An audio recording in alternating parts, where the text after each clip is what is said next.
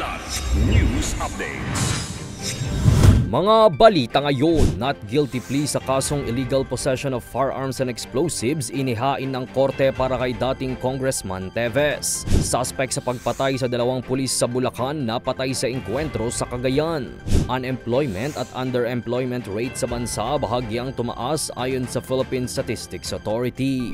Ako po si Cesar Soriano para ihatid ang nangungunang mga balita sa buong kapuluan ngayon. Not guilty plea ang ipinasok ng Manila RTC Branch 12 sa arraignment ni dating Negros Oriental Congressman Arnolfo Teves Jr. na dumating na naka-bulletproof vest at helmet nitong Huwebes kaugnay sa kasong illegal possession of firearms and explosives.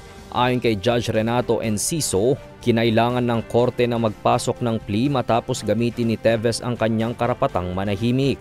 Ang kaso ay nag-ugat sa mga baril, bala at pampasabog na umano'y nasamsam ng mga otoridad sa bahay ni Teves sa Bayawan City noong March 2023. Naganap rin agad ang pre-trial at itinakda ang sunod na pagdinig sa July 29 habang ang mga susunod ay inaasahang tatagal hanggang 2027. Agad rin siyang ibinalik sa kustodiya ng NBI sa New Bilibid Prison matapos ang pagdinig. Bukod sa kasong ito, nahaharap si Teves sa 10 counts of murder kaugnay sa pagpatay kay Governor Roel Degamo at iba pa noong 2023.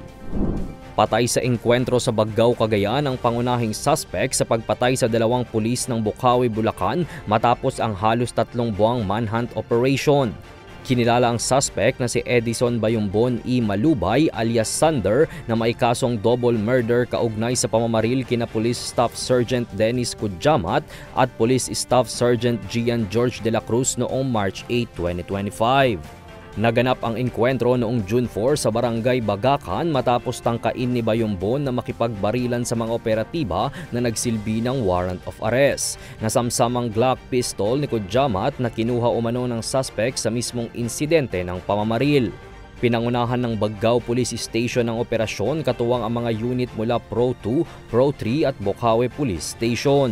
Samantala, bilang pagkilala, ginawaran ng medalya ng kadakilaan ni Police Regional Office o Pro 2 Regional Director Police Brigadier General Antonio Maralag Jr. ang mga pulis na lumahok sa operasyon kasabay ng kanyang pagbisita sa Baggao Police Station, Cagayan Police Provincial Office kahapon, June 5.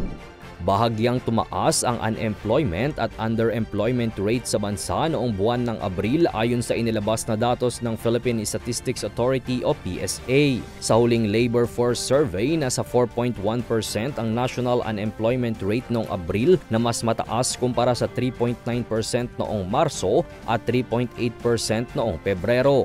Ngunit mas mababa naman ito sa naitalang 4.3% noong buwan ng Enero. Katumbas ito ng 2.06 milyong mga Pilipino na walang trabaho na mas mataas kumpara sa 1.93 milyon noong Marso at 1.94 milyon noong Pebrero. Umakyat din sa 14.6% ang underemployment noong Abril na mas mataas kumpara sa 13.4% noong Marso at 10.1% noong Pebrero. Ito ang mga Pilipinong may trabaho ngunit patuloy pa rin na naghahanap ng karagdagang pagkakakitaan o part-time job. Pagdidiin naman ni PSA Undersecretary and National Statistician Dennis Mapa na kahit bahagyang tumaas ang kawalan ng trabaho sa bansa, ay tumaas naman sa 317,000 employed Filipinos noong Abril kumpara noong pag-uumpisa ng taon. Para sa Kidlat News Channel, ito si Jai Reyes, nag-uulat. Ako po si Cesar Soriano, kasama nyo sa bawat pagputo ng balita.